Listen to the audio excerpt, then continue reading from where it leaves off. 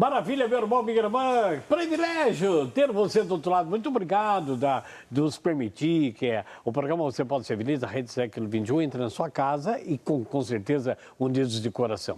Gente, eu quero mostrar aqui a revista Brasil Cristão, que todos os sócios já receberam. Lembrando que cada revista dessa, onde mora Deus, com matérias maravilhosas para nós, você que é nosso sócio, que recebeu a revista, recebeu já também na sua casa esse folheto ao lado, que é o folheto de São Miguel, que está aqui do lado. Olha, o folheto de São Miguel, ele tem um pedido para que você possa colocar as suas intenções, rezar conosco e participar do sorteio. São duas imagens dessa de São Miguel, que vai ser sorteado dia 29 desse mês para os novos sócios e duas imagens para os sócios. Mas também tem algo muito importante que eu quero dizer para você. É a respeito do comunicado que o Padre Eduardo está mandando para todos os seus sócios, para que você entenda. Você recebeu a carta falando dessa ação de São Miguel e o boleto para a sua contribuição. E junto nessa carta foram também já 2 boletos referentes ao mês de outubro. Por quê?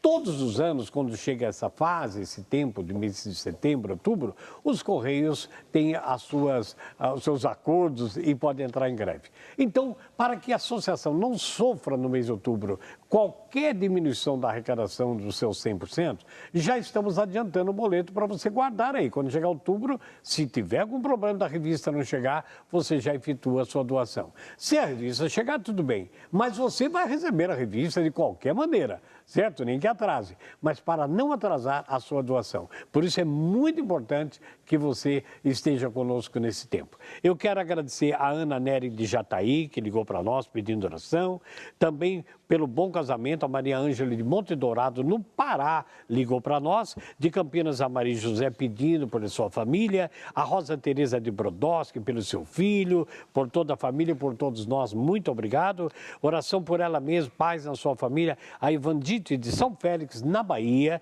Tenho aqui de Juiz de Fora a Maria Tereza também, que precisa da saúde espiritual e física, né, minha querida? Vamos orar por você. Por ela mesma, pela família, a Luciene de Patinga, Minas Gerais, a Elcide Marcileia de Minas Gerais também ligou para nós. Tenho aqui ainda a Marise de Bom Jesus de Itaporama, no Rio de Janeiro, pedindo por saúde, colocando seus familiares. A Terezinha, que eu já disse aqui de Taubaté, ligou para nós, mora em Santa Clara. A Ana Emília de Campinas também pede pela filha Margarete, pelo esposo. Maria Assunção de Campos Gerais, em Minas Gerais, pela gravidez da Uleike, pelo seu marido Nilson e outros familiares. E ainda a Dalva Maria de Campinas, cura e libertação de um câncer de seu sobrinho. Gente, todos esses pedidos nós estamos colocando aqui, bem em frente à imagem de São Miguel, para que possamos depois também levar para a missa. Mas vamos fazer oração nos blocos do programa a respeito de suas intenções.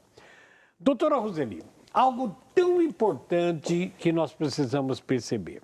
Veja bem, quando a gente notou aí, e tem notado, essa agressividade de muitos jovens com andarilhos, né, com pessoas que dormem na rua, eles acabam cometendo atrocidades contra o ser humano, o seu semelhante, e parece que não sente arrependimento, não sente culpa de nada disso, e o que é pior, às vezes na educação dos pais, como a gente viu ali no final daquele VT, não há dos pais, talvez pela própria educação ou opção, de passar para os filhos realmente o que é certo, o que é errado, para que eles desenvolvam o sentimento de que eu não devia ter feito isso.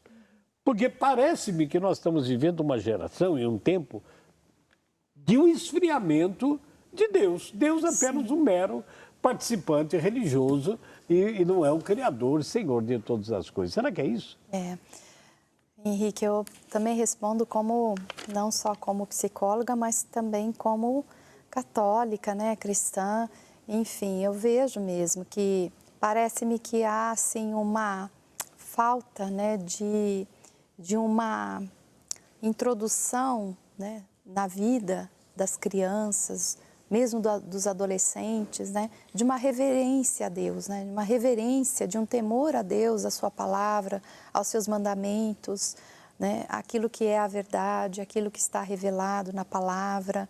Né, parece que está se perdendo esse referencial tão importante na vida do ser humano, onde a juventude está elegendo outros deuses no lugar do verdadeiro Deus, né? E desrespeitando o seu semelhante e não assumindo nenhuma nenhum quebrantamento, nenhum arrependimento, né? Por matar, por destruir, por roubar, né? Enfim, por fazer esses atos assim tão nefastos que nós estamos vendo hoje em dia, né? Eu vejo que realmente há uma falta de uma educação muito mais inclusiva, muito mais assim contundente sobre a verdade revelada, sobre quem é Deus, quem somos nós diante de Deus, né? Parece que todos somos deuses, né? Parece que temos todos o direito, cada um tem o direito de tirar a vida do outro, de fazer não, né? Nós somos seres humanos, nós somos pequenos, nós somos criaturas, somos dependentes de Deus. E o ser humano está querendo viver uma vida independente de Deus, querendo viver por ele mesmo. E aí não tem, então, limites. Eu vejo que não há limites na educação hoje, né? Em muitas situações que levam esses jovens a fazer esses atos, né? Que são repudiados, enfim. Doutor, então poderíamos lembrar da primeira pergunta que foi feita. Existem pessoas que não reconhecem a própria culpa, que se o pai não tem, a mãe não tem, ninguém dá o que não tem. São os primeiros educadores. Exato. Né? Os primeiros educadores que introduzem aquilo que é o essencial, aquilo que é a verdade, aquilo que são parâmetros, aquilo que são regras, que são limites, aquilo que são leis, né? São os pais. Onde tudo vale, onde tudo pode, uma hora vai ver um esfriamento de tudo. Sim. E vai passando nas crianças, nos filhos e talvez até nos netos, uma consciência de que não existe, né, Nice? Não existe sentido, para que eu me sinto culpado? É assim mesmo, eu faço o que eu quero e tal. Não é assim? É isso mesmo, Henrique. Eu me lembro, né, no meu tempo de escola, nessa fase da infância, nós tínhamos um ensino religioso, né? E tantas coisas a gente aprendeu nessas aulas que deu assim um fundamento para nossas vidas, né? Um alicerce para que hoje pudéssemos assim ser adultos, né? Reconhecendo os nossos limites, as nossas culpas e procurando cada vez mais esse melhoramento. Quando não se tem isso, quando foi tirado isso, quando foi tirado as aulas de moral e cívica, né? Aquelas aulas assim que mostrava para a gente que na sociedade, se você cometesse algum ato, você iria ter que cumprir, pagar por aquilo, ser responsável pelo seu ato. Hoje não se tem mais.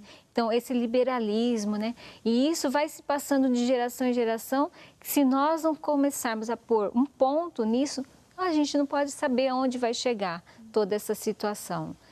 Doutora Roseli, como é que nós podemos fazer, então, para que uma pessoa reconheça a sua culpa? Então, né, principalmente mostrando o que é a verdade. O que se passa no interior dessa pessoa, o ato dela, o que ela realizou, né? E assim, ó, eu penso que também muitas vezes, quando a consciência já está tão cristalizada e que ela não percebe, ela precisa de alguém, né, ao lado para que possa, de fato, mostrar a ela, tirar o véu, né, para que ela possa enxergar a si mesma diante de uma verdade E reconhecer. E reconhecer. Geralmente, essas culpas a gente percebe no consultório, quando o conflito existe entre marido e mulher, né? Existe uma culpa dos dois ali, mas parece que um tende a delegar, transferir mais para outro, né? E com isso fica complicado achar uma equação, um equilíbrio onde os dois possam, de fato, dizer, não, olha, eu assumo isso, isso cabe a mim e isso cabe a você, tá? Então, assumir a si mesmo, olhar com a verdade, olhar o seu próprio comportamento, o seu comportamento, suas emoções, sua subjetividade, né? Diante de uma verdade. A verdade, ela liberta, assim disse Jesus, não é mesmo? Então, não adianta nós sairmos por aí pregando meias verdades ou alguma outra coisa que não seja verdade, porque não vai dar o efeito. Não vai dar efeito. Não vai dar o efeito. Então, reconhecer, colocar esse jovem, por exemplo, que tirou a vida, como você disse, né, de um mendigo, de um ser humano ali indefeso, e que ele foi lá e deliberadamente por uma necessidade de espetáculo, né? Espetáculo, olhar e mostrar a morte, fazer esse indivíduo olhar para aquela situação, né, a ponto dele reconhecer-se naquela pessoa. Se fosse com você, né? Se fosse com você, como você se sentiria? Tá? Que muitas vezes as pessoas elas não têm essa introjeção e esse movimento também empático de se colocar no lugar do outro. Né? Aonde poderemos encaixar a palavra de Jesus que diz: por que você olha o cisco no olho do seu irmão que você tem uma trave no seu? Reconhecer os meus erros, minhas culpas, para depois eu poder até ajudar, não falar do outro, né? Sim. Porque quando eu não reconheço minha culpa, eu só culpo o outro. Sim, e aí nós, por que falar sobre esse tema, né? Porque eu acho que é extremamente vital, importante nós falarmos, primeiro porque a gente vive numa sociedade, a gente vive dentro de uma casa, de um lar, de uma família, nós somos seres em relação.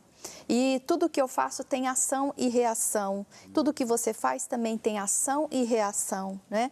E tem consequências.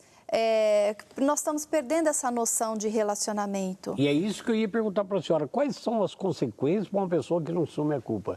A senhora que é uma profissional que recebe pessoas, a senhora nota isso? Sim. As consequências que vêm entre você, atrás pode ter uma culpa. Então, imagine um pai que é alcoólatra e que chega e que destrata, maltrata a mulher, maltrata os filhos, né? Ele tem esse comportamento, ele precisa assumir que ele é doente, que ele precisa tratar, que ele faz comportamentos quando ele está alterado, que vai gerar um dano, esse dano tem que ser reparado. E se ele não repara?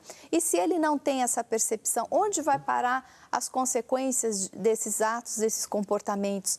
Vai desenvolver cada vez mais machucaduras, ferimentos emocionais, físicos, os filhos vão começar a ter os traumas, enfim, né? Então essas consequências acabam exatamente se espalhando, diluindo-se através dos outros que convivem e até além dos seus, da sua descendência. Então, assumir o próprio comportamento, assumir a própria culpa, assumir as suas próprias responsabilidades, vai prevenir, gente, previne danos maiores, previne sequelas, previne situações mais difíceis, de traumas, né? Então, nós trabalhamos justamente na área da prevenção. E não só na prevenção psicológica, na prevenção, às vezes, até física, né? E social, mas também uma prevenção espiritual. Não é mesmo? Porque está na palavra de Deus, aquele que crê na verdade, né? A palavra de Deus diz que todos nós um dia vamos comparecer diante do tribunal de Cristo. Então, se temos o tribunal humano para a gente poder se acertar, não vamos esperar chegar na hora da morte e pós a morte, chegar no tribunal de Cristo, que aí não vai ter mais defesa, né? Não tem mais defesa. Não tem mais defesa. Enquanto você não reconhecer a sua culpa, o seu erro, isso vai te dar um ponto além da sua vida. Que verdade é verdade. Todos nós ou vamos morrer um dia, ou os que não morrerem, Jesus voltará e nos levará. Então, não temos escapatória. Um dia nós estaremos todos do outro lado, né? Em Deus. E eu vejo que trabalhar a culpa, trabalhar a questão de assumir as responsabilidades, viver segundo o temor de Deus é essencial para nós possamos viver bem aqui e também termos o penhor da salvação, né? Maravilha. Você está no programa Você Pode Ser Feliz e pode ligar para nós. Passar e-mail aqui, a Irmani está aqui aguardando, serfeliz@rs21.com.br ou 0 prestadora 19 3871 9620. Irmani, vamos colocar as orações. Tem alguma pergunta aí? Parece que ninguém está culpado de nada. Nós temos aqui, Henrique, pedidos de oração do Adão Teixeira, que pede oração por ele, né, e por toda a sua família. Também do Francisco, que está pedindo oração pelo poder das mãos ensanguentadas de Jesus por um bom e novo emprego. A Maria Helenice também está pedindo pela saúde do seu noivo Francisco. E também nós temos aqui a Assunção Sabino, que pede oração por ela e por toda a sua família e que disse que está achando excelente o programa. Muito bem, doutora Roseli. Eu queria voltar nessa última pergunta antes de encerrar o bloco. Quais são as consequências emocionais de uma pessoa que carrega culpa, não reconhece, não se previu? O que isso pode acontecer na sua parte emocional ou então no seu convívio, na sua convivência? Então, como eu peguei a metáfora do caminhão de lixo, né? Cada vez que nós cometemos um erro, cada vez que nós cometemos uma transgressão e não assumimos aquilo, ou seja, não drenamos como precisa drenar, né? Não assentamos, não colocamos esse material em ordem, ele vai se acumular na nossa alma, ele vai se acumular no nosso psiquismo. Isso pode ter outros desdobramentos, pode levar a pessoa a ter muita ansiedade, pode levar as pessoas a terem depressões, pode levar as pessoas a terem vários tipos de transtornos, né? Então, por exemplo, uma pessoa que comumente realiza atos que não são lícitos, né? Por exemplo, ela rouba, ela tem essa doença, vamos dizer, né? A cleptomania, ela rouba, ela gosta de pegar as coisas que não são dela e ela não enxerga aquilo como uma patologia, mas é também uma transgressão. Eu não posso roubar, porque está escrito que aquilo não me pertence, é do outro. E isso pode trazer como consequência agravamento ainda mais dessa patologia, uma vez que ela não reconhece o erro dela. A pessoa pode se tornar agressiva quando ela está agressiva? Pode. Então, ela se contamina com o próprio lixo dela. E, claro, vai respingar o lixo em outras pessoas. Exatamente, é isso. Então, ela pode se tornar... Não estamos dizendo que toda agressividade vem da culpa, mas ela guardando muita culpa e não querendo reconhecer, ela pode se tornar uma pessoa agressiva, como se ela agredisse ela mesma. Sim. Né? E, então, aí pode derivar até, nesse caso que eu estava abordando, desse indivíduo que tem essa mania, né? A cleptomania, mania de roubar, enfim, de tomar aquilo que não é seu, ela pode desenvolver até um quadro compulsivo, né? De continuar roubando e achar que isso está apenas numa esfera psicológica, quando também há uma esfera espiritual que precisa colocar em ordem, reconhecer. Se você recorrer e dizer a Deus, eu errei, eu tenho errado, me ajude, né, a não cometer mais esse pecado, a esse erro, recorrer à oração, recorrer ao sacramento da confissão, né? Então, o Espírito, Deus vai dando a graça da pessoa também se regenerando. E isso vai ter um efeito sobre o seu psiquismo. Muito bem. Tá, então, para você. Nós vamos a mais um intervalo. Não sei se nós podemos mostrar o rosto de Jesus agora. Fica para outro bloco. Podemos? Olha, eu quero me levantar aqui. Primeiro, agradecer, que eu já disse aí, a Unicâmara de Salvador, na Bahia, que ligou para nós. Quero convidar você, porque no próximo bloco a gente vai rezar com todos aqueles nossos sócios que receberam aí o pedido e a ladainha de São Miguel. Mas agora eu queria pedir a sua doação. Gente, não espere chegar ao fim do mês. Vamos ver a que porcentagem estamos hoje no nosso Rosto de Jesus com a sua doação aqui para a Associação do Senhor Jesus. Cada centavo, cada doação, por menor que seja, vai nos ajudando a atingir o objetivo. Nós agradecemos ao mês passado, chegamos a 98%, e esse mês, em agosto, mês das vocações, nós estamos hoje já no dia 11 e chegamos a 30%. Ainda estamos abaixo da primeira quinzena. Convidamos você para que nos ajude a ter indo a uma agência bancária, uma transferência online, indo até uma casa lotérica. Você que já recebeu o boleto, nos ajude para podermos aí chegar ao final do mês e atingir os 100%. Intervalo, pediu intercessão de Santa Clara, mas também proclamando a defesa de São Miguel sobre a nossa vida e a nossa família. Até já.